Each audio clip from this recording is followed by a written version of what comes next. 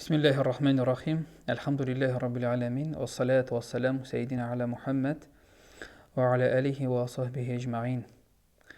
Amma ba'd. Hürmetli, aziz mümin Müslüman din kardeşlerim. Esselamu aleyküm ve rahmetullahi ve berekatuh. Elhamdülillah şirattağı bizning hayırlı mübarek, en hayırlı mübarek günlerine birisi Cuma günü bizning jitdi elhamdülillah.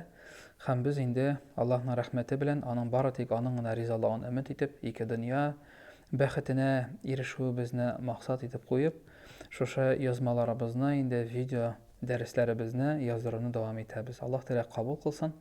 Сөйләүчеләрдән дә һәм инде тыңлаучылардан да шушы эштә катнашкан барлык кешеләргә Аллаһ Тәгалә үзенең рәхмәтен ирештерсә иде. Мөхтәрәм газизин кардәшләрем, без әлхәмдүлилләh менә тарихлардан, китаплардан, күп кенә мәгълүмат чыганакларыннан дип әйтик инде беләбез. Оқып, күреп, ишетеп, ашлардан ишетеп.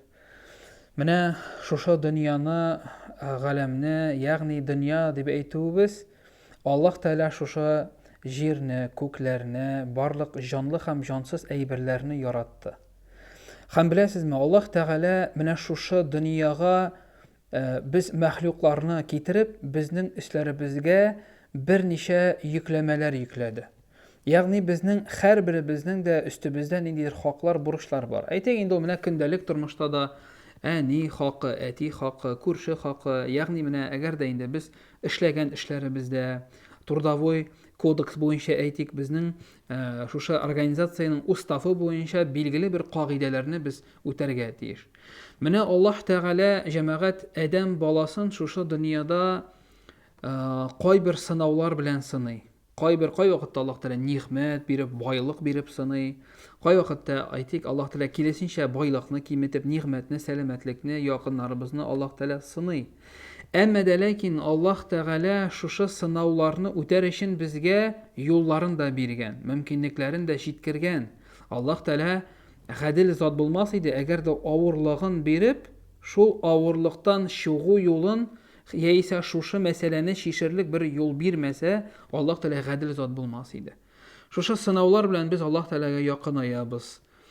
Без кулларыбызны күтәрәбез, сорыйбыз, Аллаһ Тәгаләнең барлыгы берлегенә искенә төшә. Менә шушы өстебездә кеше буларак яшәгән дәврдә үзебезнең өстебездә балаларыбыз, оныкларыбыз, ирләребез, хатыннарыбыз, туганнарыбызга җиткерергә һәм үзебез эшләргә тиешле булган иң зур хак ул әмәнә билләһ, ягъни Аллаһка иман китерү. Иман.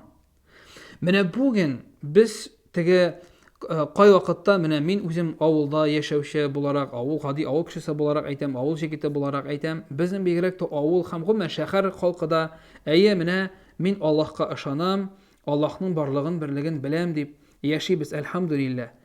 Әмма дә ләкин күп вакытта безгә Аллаһ Тәгаләгә якынаю, аңа таба бару, аның белән аралашу, элемтәгә керү җитми. Ни өчен? Чөнки без Аллаһ Тәгаләнең нинди икәнен белмибез. Җәмәгать менә шушы бурычка әйләнеп кайтсак, ягъни безнең күп хакларыбыз, бурычларыбыз бар бу дөньяда дип, менә шуның иң өстебездәге иң зурысы ул Аллаһ Тәгаләнең барлыгына, берлегенә, аның тиңдәше булмаганына һәм гыйбадәт кылырга лаеклы зат бердән бер Аллаһ, барлык байлык, сәламәтлек, хәсрәт, авырту, бөтен әйтик хәтта атом бомбалары булсын, әллә нинди кораллар, әллә нинди армиялар һәм башка әллә нинди әйберләр, бай кешеләр, башка төрле җиһазлар булсын, булар барысы да Аллаһ Тәгаләнең кодрәтендә. Бер галим әйткәнчә, үзенең күзен мылтык прицелына куеп, бармагын курыкка куйган солдатның яисә җинаятчының йөрәге, кулы, бармагы да Аллаһ Тәгалә кулында. Шуңа күрә бөтен әйбер Аллаһка буйсынган һәм аның тәкъдире белән генә җәмәгать ул булырга мөмкин. Шуңа күрә иң зур әйбер, иң зур максат, иң зур өлеш, иң зур булыш ул Аллаһның барлыгына, берлегенә ышанып иман китерү. Расулебез саллаллаһу алейхи ва саллям да үзенең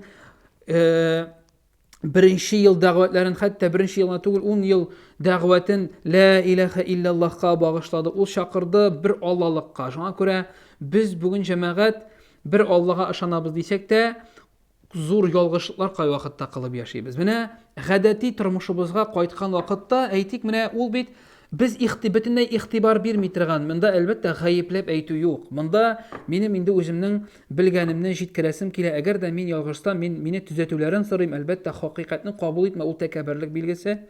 Шуңа күрә әгәр дә мин ялгышсам, хаталансам, мине төзәтүчеләргә мин рәхмәтле генә. Менә әйтик, үзебезнең көндәлектә җәмәгать безнең халыкта төрле хурафатлар, ырымнар яши. Аның ниндиләре генә юк. Ул кара мәче, ул буш чиләк, ул кагаз белән өстәлләрне сөртү, ул тоз чәчелү, ул калак чөп китү, карга кызгын кычкыру, 13 число, сишәмбе көннәре, кәбисә еллары, нинди генә хурафатлар юк. Һәм ул йолдызнамәләр бүген радиодан, телевизордан, интернеттан нәрсә була, нәрсә сиңа юрыйлар, тегесе нинди генә әйберләр юк. Җәмәгать, Аллаһ Субханаһу ва Тәгалә Юсуф сүрәсендә әйтә, дөньяда иман китерүчеләрнең күбесе ширк кыла ди. Многие из тех, кто уверовали, совершают многобожие дигән аят бар. Менә Юсуф сүрәсендә бу. Иман китерүчеләрнең күбесе ширк кыла. Ул радио передачалар, телевизордан барган экстрасенслар, башкалар, ул сихерчеләр, күзәтчеләрнең эшләгән эшләре бүген әллә кая барырга да кирәкми. Дөньяда сихерчеләр белән, күрәзәчеләр белән тулды. Кешеләр анда йөриләр, эшкә барган кебек. Алардан ярдәм сорыйлар, акчалар турыйлар. Кемнәргәдер бозым салалар, бозымны чыгаралар. Шуңа ук ярдәм иткән кеше син чыгып киткәч, икенче берәү карточка тотып керсә, ул шуңа ук сихер сала. Менә бүген шушы пычраклык белән дөнья тулды. Шуңа күрә Расулебез саллаллаху алейхи ва сәллям дә әйтте, дөньяда ахыр заман алдыннан үлемнең күбесе сихердән булыр диде. Бүген күбебез ширли, кәефебез юк, ару, ниндидер талчынганлык, бернәрсә эшлисе килмәү теләкләре, күз тиюләр, сихер бүген бик күп таралды. Һәм менә шуңа без үзебез дә юл куябыз. Тәһарәтсез, гысылсыз йөрүләребез, дугасыз йөрүләребез, менә шушы кичкенә генә әйберләр безне саклыйлар. Ярый, җәмәгать, менә әйттек, Юсуф сүрәсендә Аллаһ Тәгалә иман китерүчеләрнең күбесе ширк кылалар диде.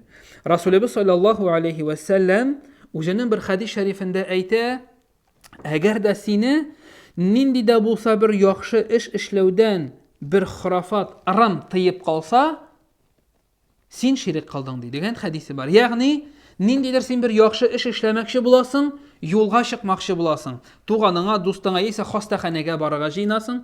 Әйтәсең, тукта, бүген 10 сишәмбе көн бит әле. Бүген бармый, бүген уңайсыз көн. Бүген 13 көне, ул инде начар көн.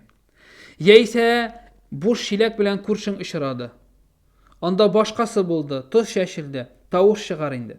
Пәйгамбәрбез әйтте, әгәр дә нинди дә булса бер эшне эшләргә җыендың, һәм менә шушы эшне эшләүдән сине берәр хурафат тыеп калса, туктале, син ышандың да шушы хурафаткә, бүген шулай икән дип, шушы яхшы эшне эшләмичә калдың. Ягъни син шушы чиләккәме, мәчегәме, тузгамы, башка нәрсәгәме ниндидер синең язмышыңны, көнеңне хәл итәрдәй көч бирдең юк.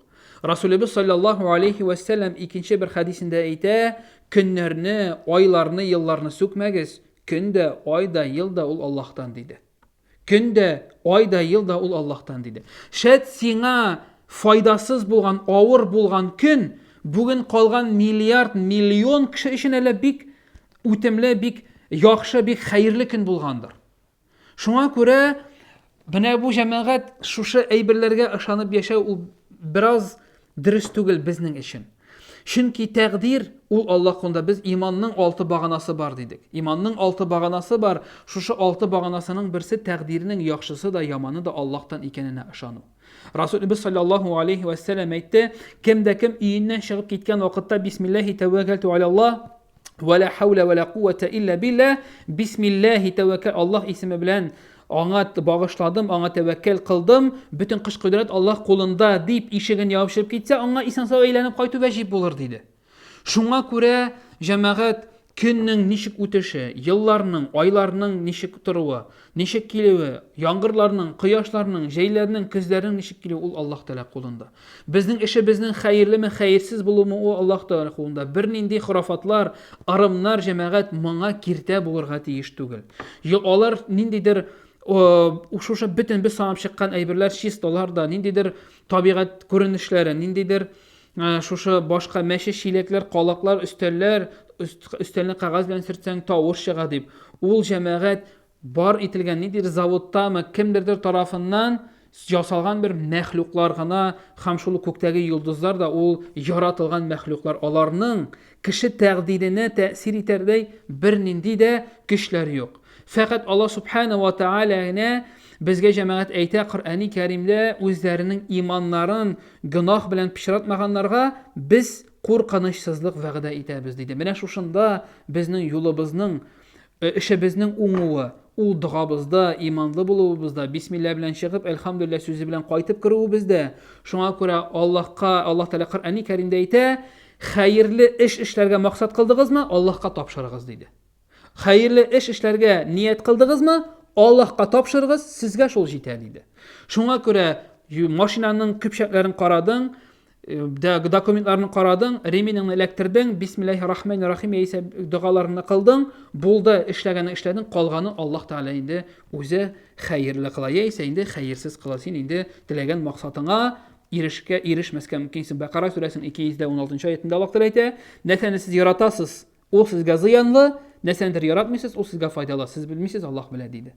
Шуңа күрә җәмәгать, менә бу дөньяның хуҗасы буларак, безне яратучы буларак, Аллаһның Аллаһ булырга, иләх булырга фәкать аның гына хакы бар. Башка бер әйбер, бер нәрсә, бер нинди кеше, бер нинди материал әйбер иләх булырга хакы юк, һәм безнең тәкъдиребезне, юлыбызны, язмышыбызны үзгәртергә бер әйбернең дә, бер нәрсәнең дә Аллаһтан башка кеше кодрәте юк. Шуңа күрә хөрмәтле газиз дин кардәшләрем, апаларым, абыйларым, эңгелләрем, сеңгелләрем һәм иң әввәл, иң беренче үземә әйтәм, инде эшләребезне эшләгәндә без таянсак иде, менә мин нәкъ таяну турында әйтәм, бары тик Аллаһ рәхмәтенә таянып, дуаларыбызны кылып, инде Аллаһка тапшырып эшләсәк иде барлык эшләребезне дә. Аллаһ субхана ва тааля исәнлек, саулык, сәламәтлек илкеннәребезгә, тынычлык, гаиләләребезгә иминлек биреп, киләсе дәресләребездә дә үз рәхмәте белән очрашырга насип әйләсә иде. Субханака Аллаһумма ва бихамдик, ашһаду ан ла илаһа илля ант, астагфирука ва атубу илейк. Саламу алейкум ва рахматуллаһи ва баракатуһ.